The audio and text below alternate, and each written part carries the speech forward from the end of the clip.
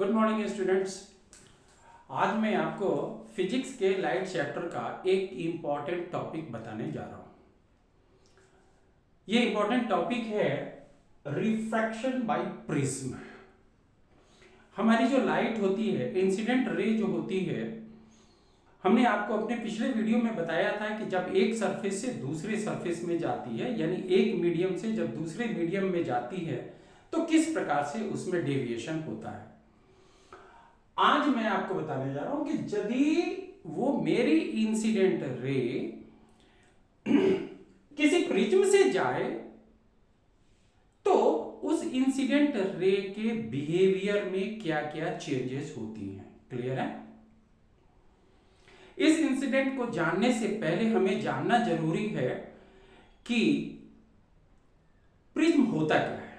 Prism होता क्या है? देखिए, प्रिज्म एक शीशे की डबल ट्रायंगुलर शेप में एक चीज होती है, शीशे की बनी हुई होती है, और उसी को हम प्रिज्म कहते हैं। कैसे होता है? देखिए, एक मान लीजिए कि ये हमने एक ट्रायंगल लिया, ठीक है, ये एक ट्रायंगल हमने लिया। अब ये देखिए, इसकी एक बेस होगी और फिर हमने यहां पर एक ये ट्रायंगल ले लिया, ठीक है, और हमने सभी से इसको मिला दिया, सभी से इसको मिला दिया। तो देखिए यहां पर क्या हो रहा है, यहां पर क्या हो रहा है, हमारी एक डबल ट्रायंगल बन रही है, एक हमारी डबल ट्रायंगल बन रही है। और इस प्रकार से ऊपर में कितने साइड्स हो गए? 6 साइड्स होते हैं। तो किसी भी प्रिज्म में के बेस में कितने ट्रायंगल होते हैं? 2, और साइड्स कितने होते हैं? 6। अब चूंकि इसको दिखाना बड़ा मुश्किल का काम है, अब इससे हम आपको रे दिखाएंगे तो बहुत अच्छे से आपको समझ में नहीं आएगा। तो हम करते क्या है कि इसको हम बहुत छोटे से और सिंपल से डायग्राम से हम इसको समझा देते हैं। बहुत छोटे से और सिंपल से डायग्राम से हम आपको समझा देते हैं। देखिए, हमने आपको पिछले वीडियो में बताया था कि किस प्रकार से लाइट जो होती है हमारे एक रेक्टेंगुलर ग्लास स्लैब से पास होती है, और जब वो पास होती है तो वो इंसिडेंट रे के बिहेवियर में क्या क्या चेंज होती है। यानी मैं आपसे ये कहूं कि वो इंसिडेंट रे जो होता है वो किस प्रकार से डिफ्लेक्ट होता है, वो अपने नॉर्मल पाथ से किस प्रकार से डिफ्लेक्ट होता है, ये हमने आपको पिछले वीडियो में बताया था।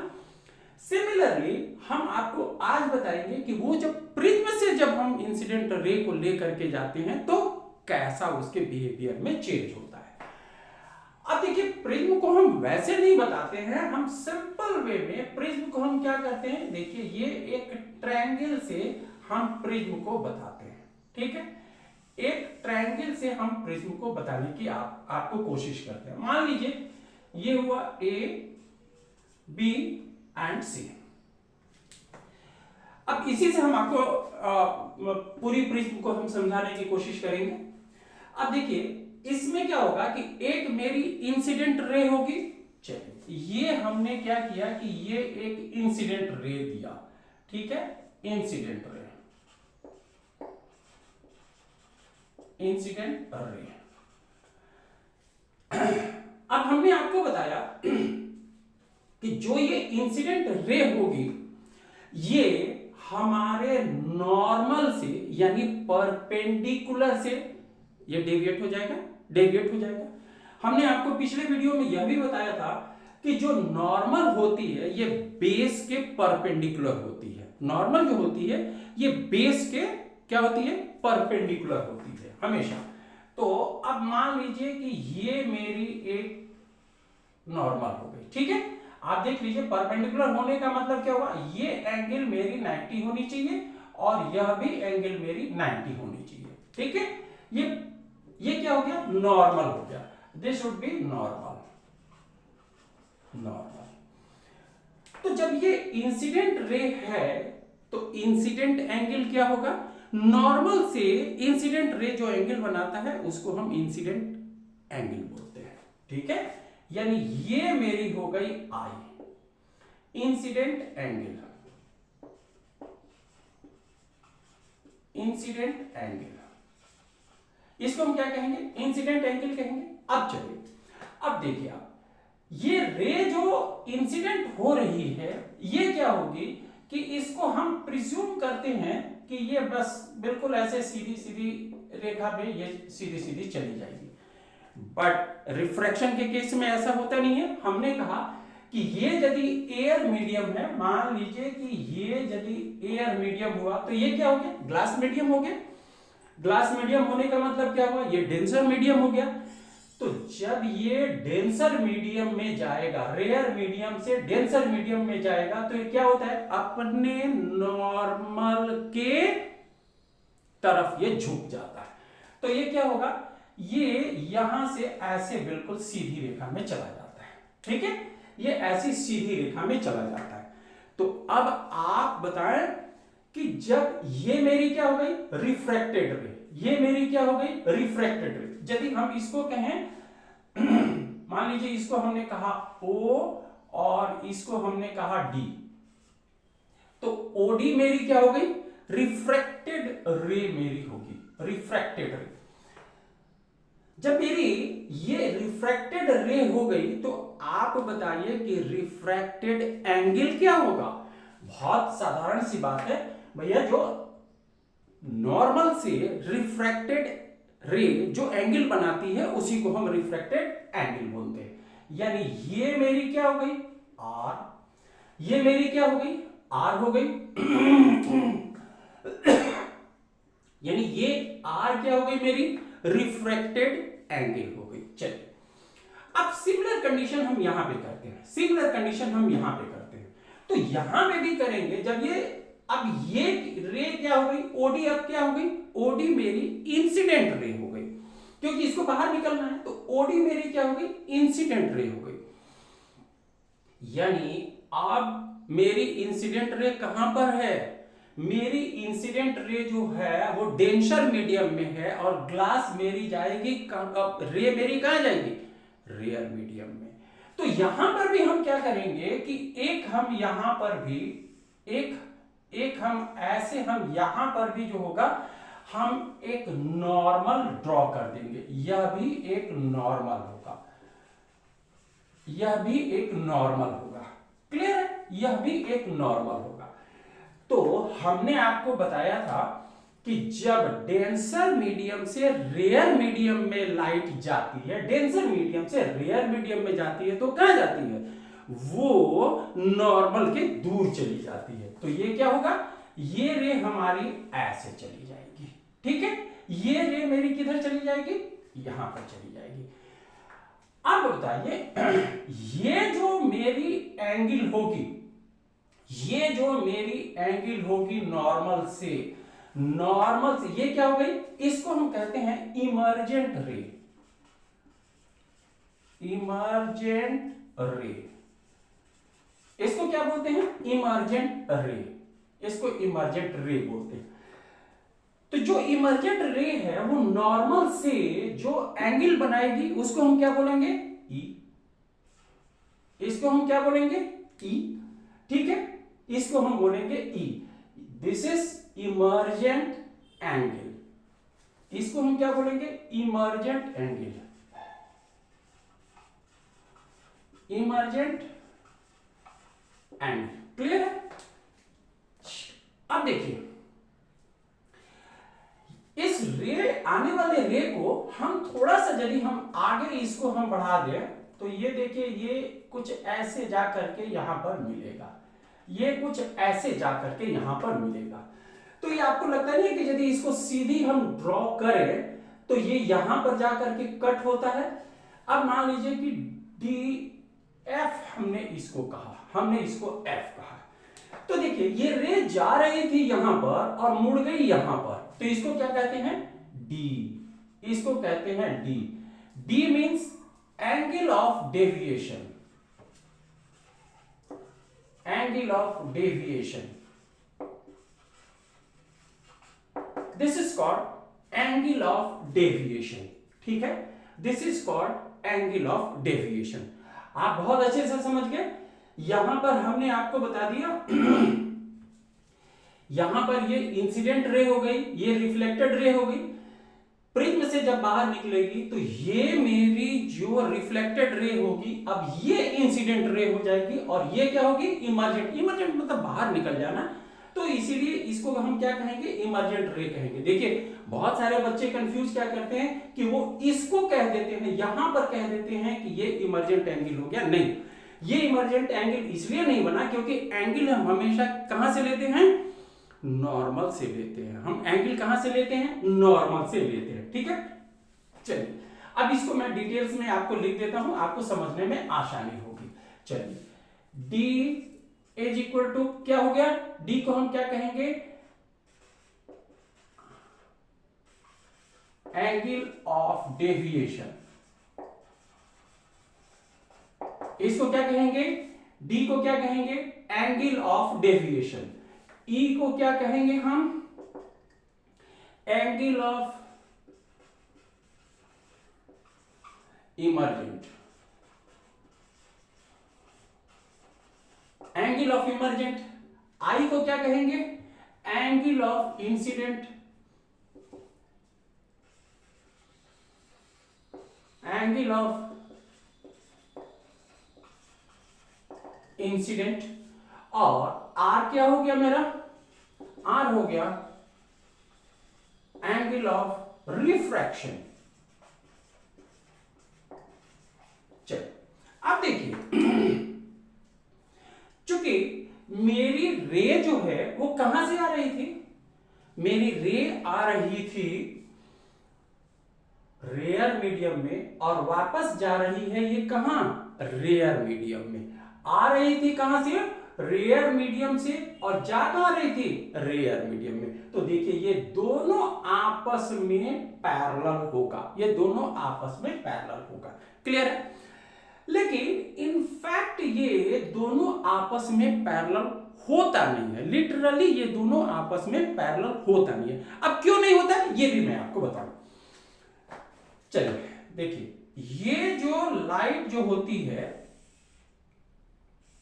ये जो मेरी लाइट इंसिडेंट जो की ये आई, अब ये जो बाहर निकलती है ना, तो प्रिज्म से जैसे ही बाहर निकलती है तो एक इसाक न्यूटन एक साइंटिस्ट थे, आपको पता होगा, न्यूटन्स लॉ आपने पढ़ा होगा। तो न्यूटन ने देखा कि ये जो इंसिडेंट रे है ये सफेद रे है, ये सफेद रे आई यहां पर, लेकिन यहां से जब ये रे निकलती है ना तो ये 7 कलर्स में डिवाइड हो जाती है। ये देखिए, ये ऐसे 7 कलर्स में ये डिवाइड हो जाती है, 1 2 3 4 5 6 और ये हो गई 7। ये 7 कलर्स में डिवाइड हो जाती है। क्लियर है, 7 कलर्स में ये डिवाइड हो जाती है, जिसमें उन्होंने कहा था कि ये ऊपर में होता है रेड और नीचे में होता है वायलेट।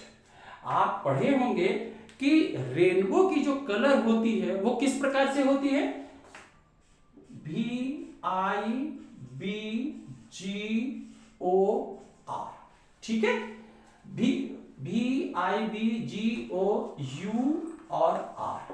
क्लियर है, भी 1 2 3 4 5 6 7, ये 7 कलर की हो गई। ठीक है, violet, indigo, blue, green, orange और ये रेड कलर। ठीक है, तो अब सवाल ये होता है कि यहां पे रेड ऊपर में क्यों होता है और वायलेट कलर नीचे क्यों होती है, रेड ऊपर में क्यों होता है और वायलेट कलर क्यों नीचे में होती है। देखिए, रेड इसलिए ऊपर में होता है क्योंकि इसकी वेवलेंथ जो होती है, wavelength is very high, very high. इसकी वेवलेंथ कितनी होती है, अप्रोक्सीमेटली 700 नैनोमीटर के करीब करीब, 700 नैनोमीटर। ठीक है, इसकी वेवलेंथ चूंकि ज्यादा होती है, रेड लाइट की वेवलेंथ ज्यादा होती है, तो क्या होता है कि ये नॉर्मल से ज्यादा डेविएट नहीं कर पाता है, ये नॉर्मल से ज्यादा डेविएट नहीं कर पाता। वहीं पे जो मेरी वॉयलेट कलर होती है wavelength is very low, wavelength इसका लो होता है। तो कितना होता है? करीब करीब 360 नैनोमीटर। ये कितना होता है? 360 नैनोमीटर होता है। क्लियर है? यानी हमने आपको बताया कि रेड लाइट क्यों नहीं ज्यादा डेविएट करती है, क्योंकि इसकी वेवलेंथ बहुत ज्यादा होती है।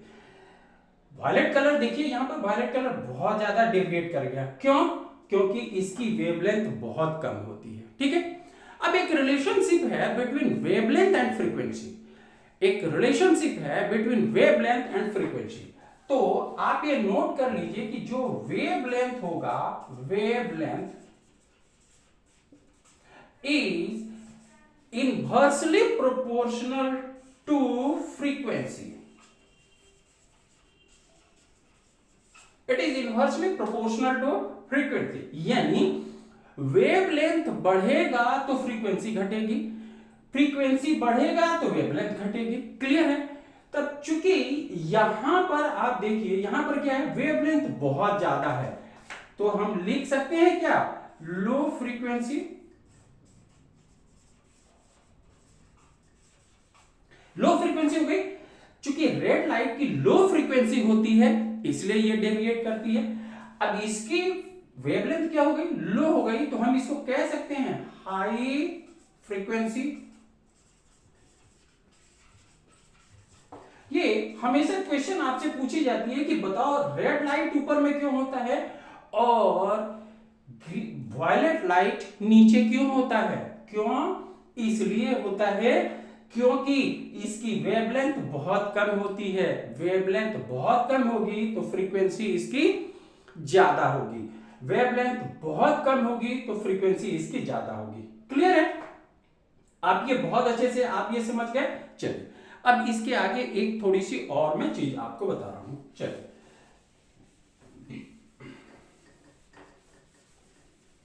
अब देखिए, इसाक न्यूटन ने, देखिए इन साइंटिस्टों को कोई काम होता नहीं है, ये बैठे बैठे अपनी तो बहुत सारी डिस्कवरी कर जाते हैं, लेकिन हमारे बच्चों को ये बहुत ज्यादा प्रॉब्लम में डाल देते हैं। अब देखिए इन्होंने क्या किया, इन्होंने एक बड़ी एक इंटरेस्टिंग चीज देखी। उन्होंने क्या देखा कि देखो भाई ऐसा होता है कि हमने क्या किया कि जब एक सिंगल व्हाइट रे हमने दिया, this has deflected into 7 colours, this has deflected into 7 colours. तो उन्होंने क्या किया कि यहां पर एक उल्टी प्रिज्म उन्होंने रख दी, एक उल्टी प्रिज्म उन्होंने यहां पर रख दी। क्लियर है?